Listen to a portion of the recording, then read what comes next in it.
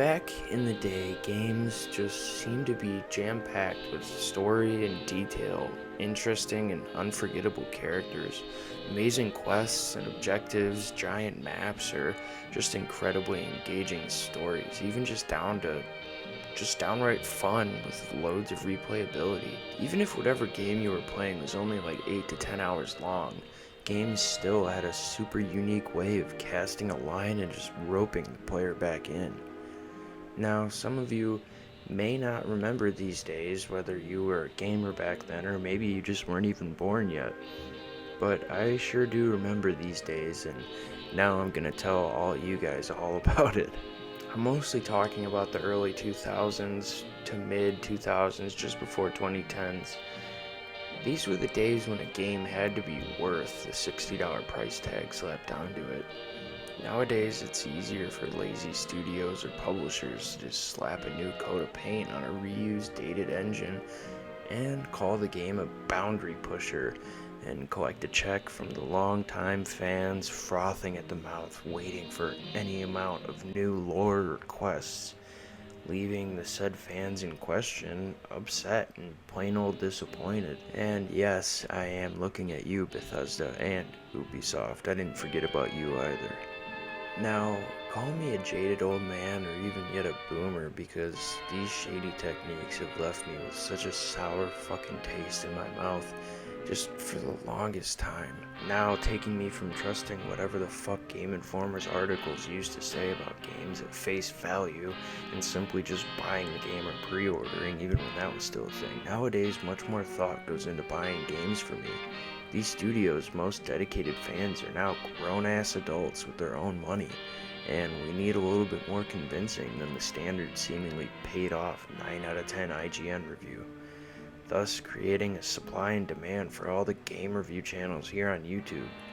And I, for one, find myself more disappointed each year from modern game releases, causing what you're now watching unfold right before your eyes, i.e., me bitching and complaining about modern games, and an in-depth look at some of the games that shaped me into the person I am today.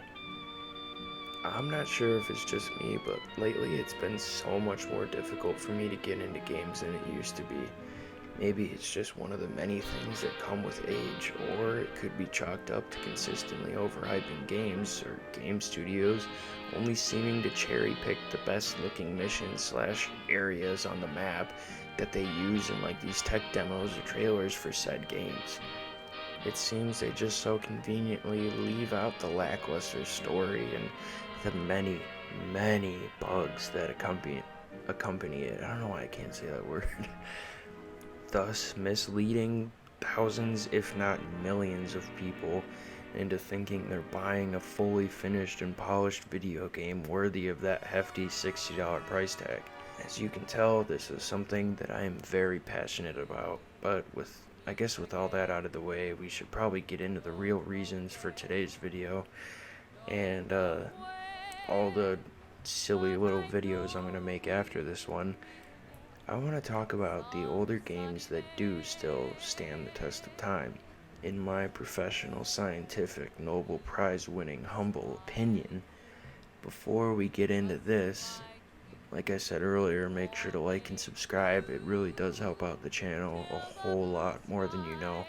I would like to hit 1,000 subscribers. It's kind of like a little goal of mine. But anyways, enough rambling. Let's get into the video. They told me, son, you're special. You were born to do great things. You know what? They were right.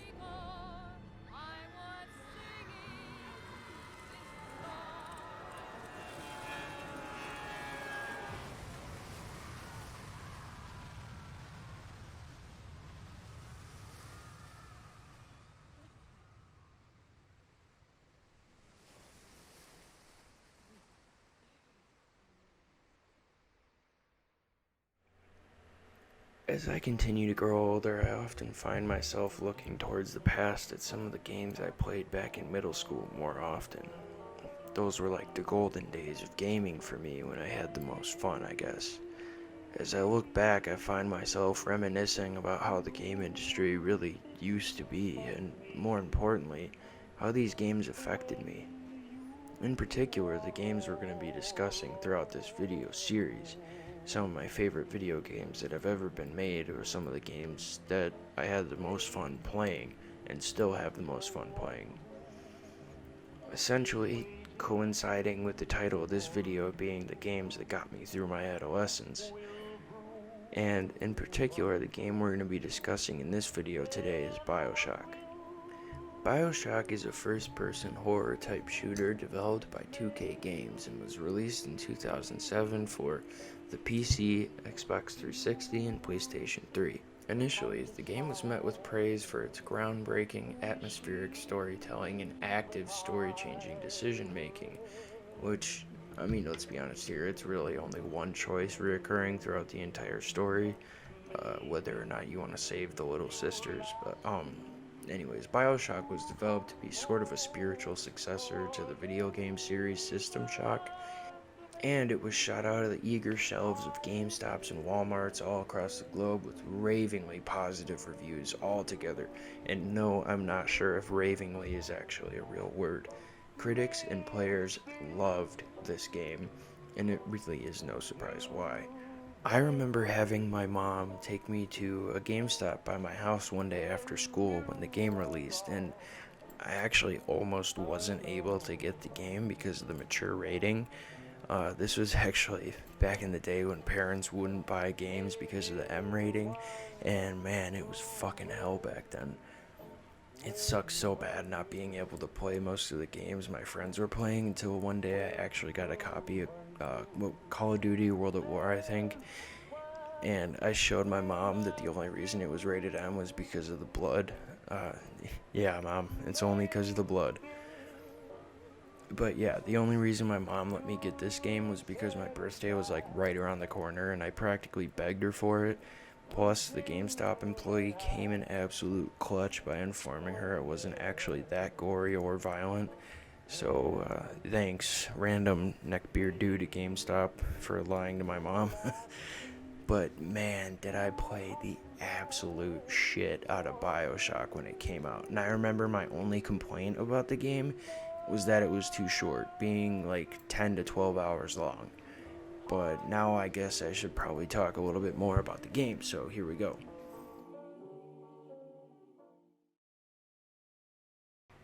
BioShock, in case you've been living under a rock for the past 15 years, takes place sometime in the 60s and is set in an underwater dystopian city called Rapture. The player pilots this meat vessel called Jack after the plane he's boarding crash lands in the middle of the ocean, in which he swims to a nearby lighthouse. He explores the lighthouse and he finds himself in an elevator-like device that appears to be lowering him down into the depths of the ocean and into Rapture. That's the part where you cue in the cutscene at the beginning of the game. Good, you did it. Awesome, Justin. And it's gotta be like the reason why we call video games art. It's one of the coolest beginnings to any game, and it's one of my favorites by far. It perfectly sets the tone of what you're about to be experiencing for the next 10 to 20 hours of playtime, depending on your playstyle, and I personally do not think that they could have done it any better. Well, maybe some boobies would have been cool, I guess, but not a lot of games are or were able to create settings as immersive and violently beautiful like the creators of BioShock were able to do. Like, not only is the game beautiful, but really everything about this game is gorgeous, even down to the writing and the soundtrack. BioShock was written and directed by Ken Levine, and the music created by Gary Scheinman. Yeah, I think it's Scheinman. I just felt it necessary to mention them here because they do deserve all the credit for creating this gem of a game. Like, the game like that, it's just beautiful, and games like this only come around once every so often, and I'm kind of happy they made another 2 BioShocks, but we'll get to that later. BioShock uses the Unreal Engine 2.5, which honestly still holds up to this day, even without the remastered versions. It's a little buggy. The OGs were a little bit buggy, but I'm sure some people would disagree on me with this one, but I don't care if you do. Like, start your own YouTube channel to complain about it if it bothers you that much. I mean, either do that or go play GTA 5 online and roleplay what it's like to drive a car in real life, you bozo. Sorry that this video is going to be a little bit brief. I have to kind of make these videos a little bit more digestible and I guess less in length in order to get these videos out in a timely fashion. BioShock's story essentially just follows this dude named Jack, and he gets thrust like dick first into a first-class shit tornado. Listen, Bubs, hear that? Sounds of the whispering winds of shit. What the fuck are you going on about? Can you hear it? No, I don't hear anything. After Jack enters Rapture, he is greeted by a nice, perfectly genuine, and totally not lying dude named Atlas. And Atlas gives Jack the rundown and tells us a little bit about how awful the city that we just stumbled into is. He fills us in about this awful big bad man named Andrew Ryan, who coincidentally built the underwater dystopia we currently find ourselves in. Now, I really don't want to give too much of this story away, just in case you actually have been living under a rock and decide you want to play this game. And for those that have played the game, I'm sure you don't need to be reminded how amazing the story of this game really is, do you? But spoilers ahead. If you haven't played this game, please go pause the video and go play this game and come back. It'll probably only take you a day if you binge it. So with that being said, you get it. Go play the game if you haven't. You guys know what I'm trying to say here, though. Like, Atlas has Jack run around everywhere doing this and that, killing bad guys. Basically, the quest Atlas gave us was to help him and his family escape Rapture, since it is, of course, going to hell in a handbasket. That plan goes awry, and the new plan becomes to hunt down and kill Andrew Ryan after he blows Atlas's family up in a submarine.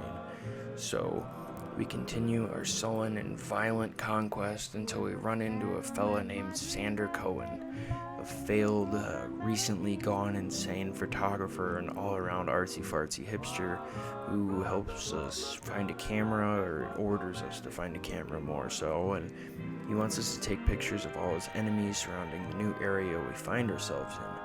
And now I should mention that he wants us to kill these splicers and take pictures of them either before or after they're dead, but normally they're dead.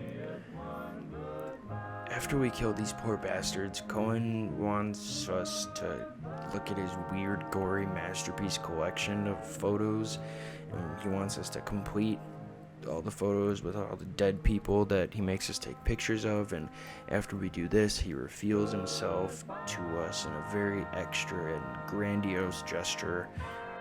And yes, I chose to shoot his ass because I wanted to see what was in the box, and he told me I couldn't look inside. Don't judge me, this guy's a fucking psycho. And it's a video game, it's not real. After all that bullshit, we're now back on track to hunt down Andrew Ryan, since Cohen was jamming our radio so we couldn't communicate with Atlas during this section of the game. And if you've played the game, you know how this goes. We find Ryan and he reveals to us that we were genetically engineered to obey Atlas's commands. By him using the phrase, "would you kindly," we find out that Andrew Ryan is actually our illegitimate father, and we were taken from him at a very young age and basically genetically fucked with by, at this point, an unknown person. And I'm sure we all know that at this point it's Atlas and this Lady Tenenbaum who created the Little Sisters. So Ryan orders us by using the "would you kindly" trigger phrase to kill him, and since we don't have a choice, we do. Now, right after we reverse the self-destruct sequence Ryan angrily set into motion, Atlas reveals to us that he is actually a man named Frank Fontaine. a man who thus far the player has heard a lot of bad things about if you've been paying attention and listening to the audio tapes left around Rapture. Fontaine is an illustrious con man and known for basically the downfall of Rapture. I'll play this cutscene because it's actually pretty badass.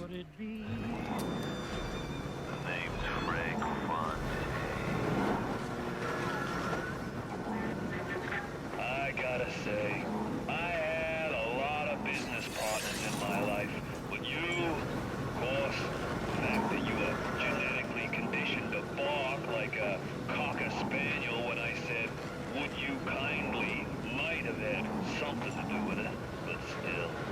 As soon as that machine finishes processing the genetic key you just fished off Ryan, I'm gonna run Rapture tits to toes. You got it, pal. You know what they say? Never mix business with friendship. Thanks for everything, kid.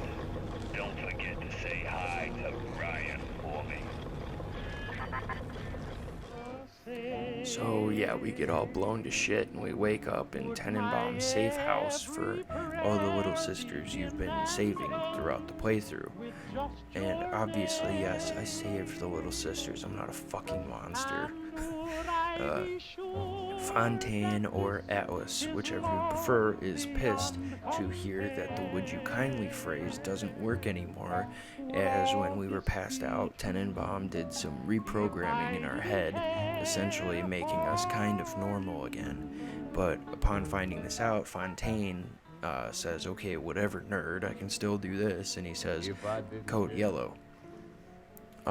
So now we're dying basically, and we need to find the antidote to whatever the fuck Fontaine put in us, which is kind of weird if you ask me. Like, why would you just leave an antidote for mind control laying around?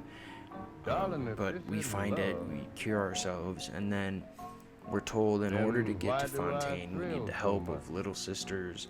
And in order to get the sisters to work with us, we need to be a big daddy, which are these giant hulking creatures that walk around protecting the little sisters, and they're used in like a couple boss fights up to this point, but now we get to be one. So I thought that was really cool, actually. And you have to find all the pieces to this big daddy suit and wear it during the end of the game. And not only do we have to look like a big daddy, but we need to smell and sound like a big daddy for everything to work properly. And after we finish all that bullshit, we have to do a little escort mission with the little sisters, and me being a bit of a dumbass, I accidentally let one die and I felt really bad. But yeah, once all that's over with, we fight Fontaine in a pretty lackluster boss fight, and the game's finished. That's kind of how boss fights were back in the day, though. It was like that 3-round combo where, like, you fight the boss for, like, a round, he pulls out a big move, and then you hit him and he's stunned, and then you rinse and repeat. That's just how boss fights worked back then. And at the end of the fight, we get beat up, and we're, like, all fucked up, and then I actually really liked the incorporation of the little sisters at the end and how they are the ones that actually end up saving Jack. And if you were a good boy throughout the game, you get the good ending where you end up leaving Rapture with all the girls and going up to the surface, and you give them all a normal life as you become like their adopted father. And it's a really cute cutscene at the end. I really appreciated that. Really good way to wrap up a game. But yeah, overall, this is an awesome game, and it's one of my favorite video games, one of my favorite pieces of art to this day. I had so much fun replaying this game, and the same amount of fun playing it as a kid. I forgot a whole lot of shit that happened in the game besides the main plot points and plot twists. I will say that the game actually seemed a lot more scarier now than when I was a kid for some reason.